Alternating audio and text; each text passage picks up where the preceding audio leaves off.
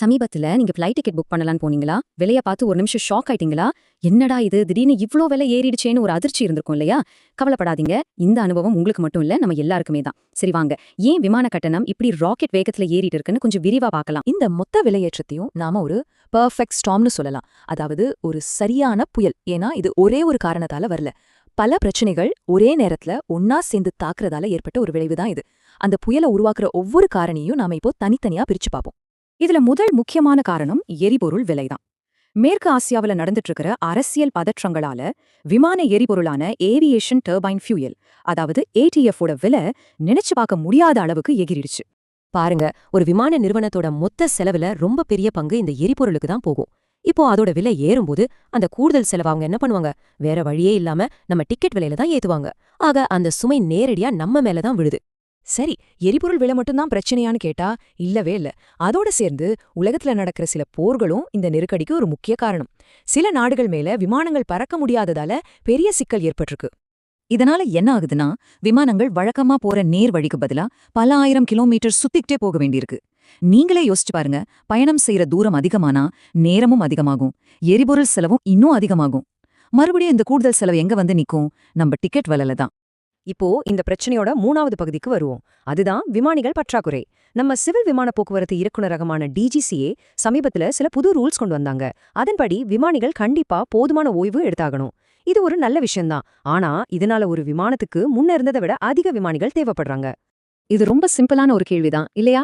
உங்ககிட்ட போதுமான விமானிகள் இல்ல, ஆனா ரூல்ஸ் படி அதிக விமானிகள் தேவைப்பட்டா என்ன பண்ண முடியும்? ரொம்ப சிம்பிள். விமான நிறுவனங்கள் தங்களோட விமான சேவைகளோட எண்ணிக்கையை குறைக்க ஆரம்பிப்பாங்க. ஆனா பயணம் செய்யற ஆட்களோட எண்ணிக்கை குறையல.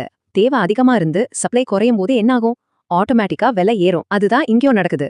சரி, இந்த எரிபொருள் விலை, போர் பதற்றம், விமானிகள் பற்றாக்குறை, இந்த மூணும் சேர்ந்த புயல் கடைசியில நம்மள மாதிரி சாதாரண பயணிகள் மேல என்ன மாதிரி தாக்கத்தை ஏற்படுத்துது? இப்ப அதை பார்க்கலாம்.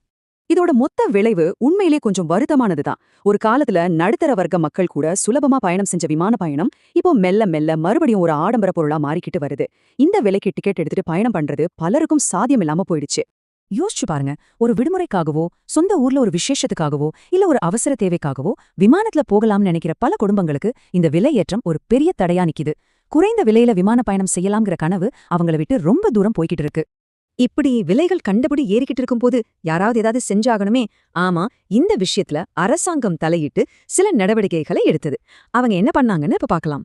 இந்த விலையேற்றத்தோட வேகத்தை கட்டுப்படுத்தவும் விமான நிறுவனங்கள் மேலேயும் பயணிகள் மேலேயும் இருக்கிற சுமையை குறைக்கிறதுக்காகவும் அரசாங்கம் சில முக்கியமான ஸ்டெப்ஸ் எடுத்தாங்க.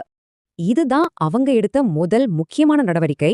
உள்நாட்டு விமானங்களுக்கான ஏடிஎஃப் எரிபொருள் விலையேற்றத்துக்கு 25% ஒரு உச்ச வரம்பு, அதாவது ஒரு லிமிட்டை செட் பண்ணாங்க. இதுக்கு மேல இஷ்டத்துக்கு விலையை ஏத்த முடியாதுன்னு ஒரு கட்டுப்பாடு கொண்டு வந்தாங்க. எரிபொருள் விலையை மட்டும் கட்டுப்படுத்தினா போதாது இல்லையா? அதனால விமான நிறுவனங்களோட மத்த செலவுகளையும் குறைக்க அரசு முயற்சி பண்ணுச்சு. அதன்படி ஏர்போர்ட்ல லேண்டிங் மற்றும் பார்க்கிங்கிற்காக வாங்குற கட்டணங்களையும் குறைச்சாங்க. இங்கேயும் அதே 25% தான். இந்த கட்டணங்களை ஒரு 3 மாசத்துக்கு 25% குறைச்சாங்க. இதோட நோக்கம் ரொம்ப சிம்பிள். விமான நிறுவனங்களோட செலவு குறைச்சா அவங்க டிக்கெட் விலையை அந்த அளவுக்கு உயர்த்த மாட்டாங்கங்கிற ஒரு சின்ன நம்பிக்கை தான். ஓகே, அரசாங்கம் தன்னால முடிஞ்சதை செஞ்சிருச்சு. ஆனா நிஜத்துல என்ன நடக்குது? கள நிலவரம் என்ன? இந்த நடவடிக்கைகள் எல்லாம் உண்மையிலே ஒரு மாற்றத்தை கொண்டு வந்துச்சா? நமக்கு ஏதாவது பலன் கிடைச்சுதா? வாங்க பாப்போம். நம்ம எல்லாருடைய மனசுலயும் இருக்கிற முக்கியமான கேள்வி இதுதான்.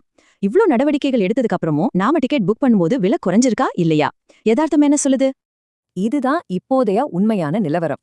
அரசாங்கத்தோட நடவடிக்கைகள் விலையேற்றத்தை முழுசா நிறுத்தல, ஆனா விலை ஏறுறதோட வேகத்தை மட்டும் கொஞ்சம் குறைச்சிருக்கு. அதாவது விலைகள் இன்னமும் ஏறிக்கிட்டு தான் இருக்கு. ஆனா முன்ன மாதிரி தலை சுற்ற வேகத்துல ஏறாம கொஞ்சம் மெதுவா ஏறுது, அவ்வளோதான். சரி, கடைசியா இந்த கேள்விய நாங்க உங்ககிட்டயே விட்டுடுறோம்.